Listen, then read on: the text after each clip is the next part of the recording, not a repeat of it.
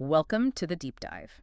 Today, we're tackling something that, well, it often flies under the radar, but it's deeply exhausting. We're talking about the hidden cost, the constant, intense effort needed just to prove you belong. Yeah, it's a heavy topic, and we've got a really powerful lens to look through today. We're drawing on themes from Albert Hadi's novel, Rituals of Belonging. It's based partly on his own experiences, apparently, but it speaks much more broadly about, acceptance and what home really means. Actually becoming a real neighbor, a colleague, a friend, someone who's just there, accepted. hmm We're looking at the internal price people pay. Not the logistics of moving somewhere new, but the feeling, the constant pressure to justify your space.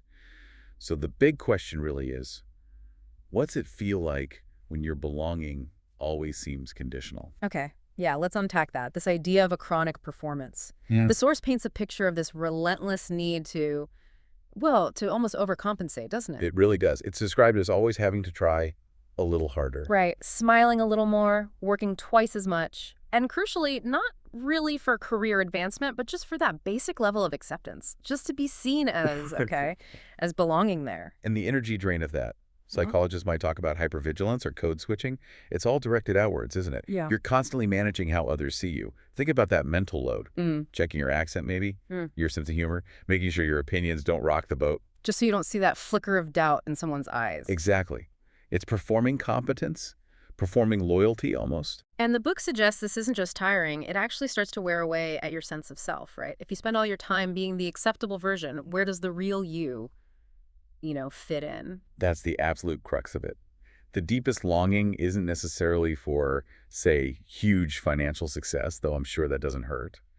The real prize, according to Hadi's themes, is stability. It's that feeling of being home, a place where you shouldn't have to constantly audition for your spot. The ability to finally just relax. Yes. The exhaustion isn't from the work itself, necessarily. Yes. It's from the feeling that you're always being judged, always on probation, like the entry fee is never quite paid in full. That difference between striving for success, which lots of people do, and just craving acceptance, that feels really key. It's the emotional weight. You might be in the system, part of the community on paper, but maybe you never feel truly seamless within it. It's not necessarily outright hostility, not legal barriers. It's quieter, a kind of low-level hum that reminds you you're maybe not quite from the same mold. So what does that look like? That subtle doubt. Can you give an example? Because it's nuances we're talking about here. Sure. It could be the difference between someone saying, wow, great presentation, and wow, great presentation, especially considering, The qualifier. Exactly. Or maybe you make an observation about your town, something insightful, and someone who's lived there forever says, oh, it's wonderful how quickly you've picked up on things. Not meant badly, perhaps, but it still frames your insight as coming from an outsider's perspective. Right. It connects your competence, your belonging now, back to your origin. It subtly denies that this is just who you are, Yeah. a smart, contributing member of this community. Full stop. And that forces this feeling of obligation. The book mentions always having to declare loyalty and gratitude for being allowed to stay. Yeah, even when it is your home. Yeah. Even when you've poured everything into it, it's the burden of constantly needing to justify the space you take up. Yeah. It's exhausting. And I think that's why these themes hit home for so many people, well beyond just the immigrant experience, right? That feeling of being the odd one out who has to constantly prove their credentials. Maybe you're the only woman on a board or the new person in a tight-knit group. We've all felt that pressure to over-prepare, just to feel like we deserve our seat at the table. Absolutely. It's a surprisingly universal feeling. Okay, but here's where, for me, it got really powerful in the source material. Yeah. It talks about specific moments. Moments where all that hard work, all that careful performance just shatters. Yeah, the unexpected interactions, the ones that cut deeper than words, as the source puts it. They just pull the rug out from under you. They remind you that despite everything, maybe decades of living somewhere, some people still see you through that initial lens, like day one.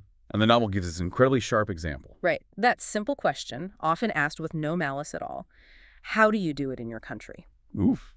Yeah. Tell us why that cuts so deep. Well, the pain is in the immediate erasure, isn't it? The person asking thinks they're just being curious, maybe culturally sensitive. But what they unintentionally reveal is that, in their mind, you still fundamentally belong somewhere else. And then the novel delivers this final, really potent message. It sort of crystallizes everything we've been discussing. It gives us the definition we've been circling around. Yeah, that line is powerful. True belonging begins the moment we are no longer asked to prove it. That's it, isn't it? That's the core insight. The biggest barrier, the most insidious one, isn't always language or different customs. It's that invisible, unspoken demand to keep performing.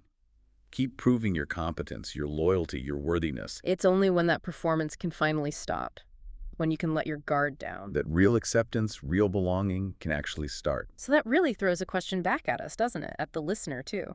If true belonging only starts when the demand for proof stops, what are the subtle ways we might be asking others to keep proving themselves? Good question. What silent assumptions, what kinds of questions, what little rituals do we maybe impose without even thinking about it? Things that keep people stuck in that exhausting loop of having to justify their presence, their loyalty, their right to just be. How do we spot those patterns in ourselves, in our communities, and how do we start dismantling them? Yeah, allowing people to just exist Yeah. as they are without the constant audition. That's a really important thought to sit with, a necessary one. Definitely something for all of us to mull over. Okay, that brings us to the end of this deep dive into the hidden cost of belonging. We really encourage you to think more about this, about what true home and acceptance mean. We'll catch you next time for another deep dive.